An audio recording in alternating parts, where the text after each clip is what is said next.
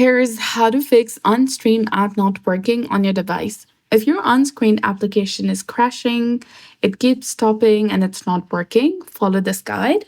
So first of all, you need to have the OnStream application fully installed and updated on your device. To ensure that, you need to open your App Store or Play Store according to your device, whether you're using your iPhone or Android. Then search for OnStream application. And once you find it, select it. And if you see an update button instead of open, which is highlighted in blue color, go ahead and select it to update it to its latest and newest version available.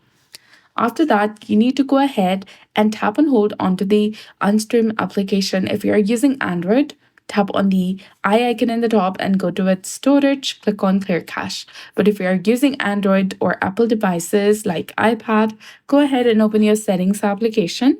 Then after, select general, then select iPad storage. Here, scroll down and search for the OnStream application and click on it. Now select offload application and then reinstall it on your device.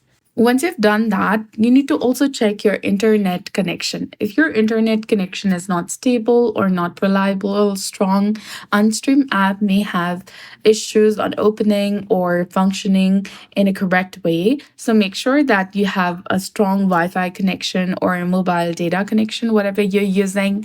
And then after, open your OnStream application and start using it without any issue of crashing or not opening.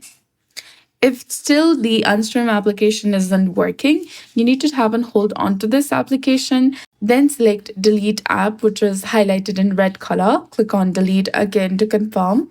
And then after open your app store, search for OnStream, click on it, and then select install. This will fix any bugs and then install the application with its latest version as well. So I hope you found this video helpful. If you did, please like, share, and subscribe. Thanks for watching. We'll see you again in the next one.